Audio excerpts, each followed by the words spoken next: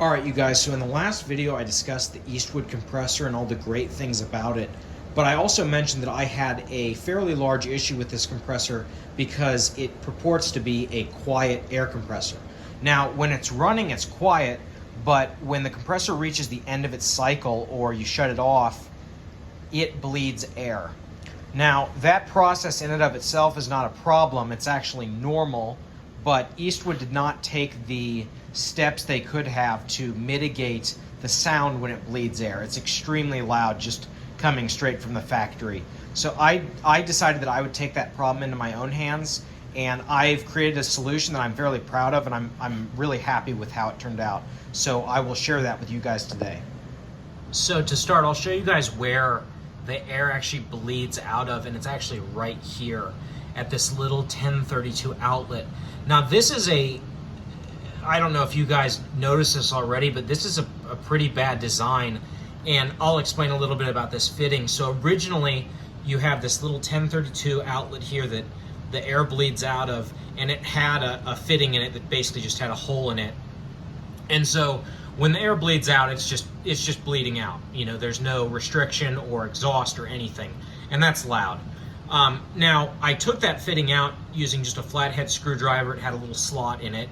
I removed that, and then I tried to use just a normal 1032 to 1/16 inch Barb fitting, and I couldn't get it on here because there's so little clearance here that the hex that's on a normal Barb fitting, you can't even get it on here. So I actually looked online and somehow was able to find fittings that don't have a hex on them, so you can't even really tighten them. This one's basically hand tight, but it's worked well enough.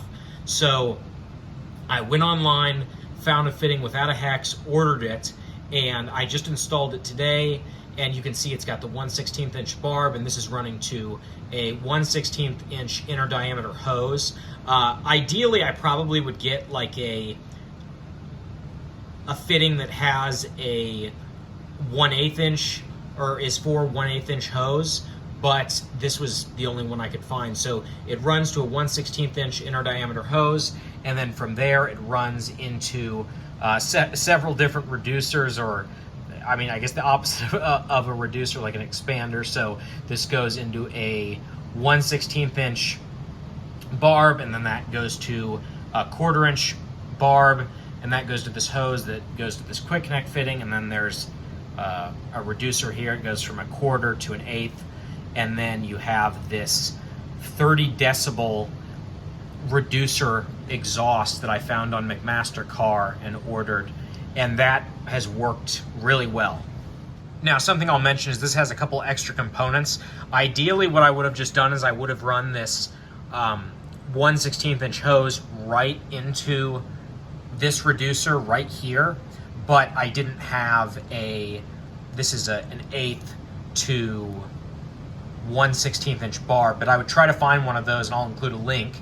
And so for the next two compressors I'll do that, and so I'll just have a 1/8, which is what this is, an 1/8 to a 1/16, so I just have the hose running directly from here to the Barb there, and then I won't have to have this little coupler here and these two fittings. So I'll give you guys an example of what it sounded like before the muffler.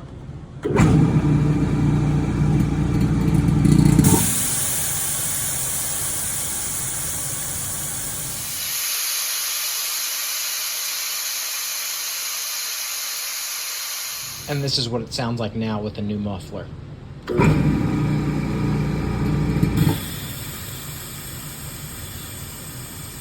So just a huge difference. The only disadvantage that I'm a bit concerned about is whether or not this might damage the compressor somehow. I don't know if it's a problem for the air to leak out slower, because clearly this is restricting the air to some extent. That's how it's able to muffle the sound of the air, and I don't know if that could somehow damage the compressor in some way. So if someone has, you know, any knowledge on this and thinks this is bad, please comment down below. But as of right now, I'm not having any issues, and I don't really think that this would cause a problem. But again, if you think it does, please leave a comment, because I would be curious to hear that.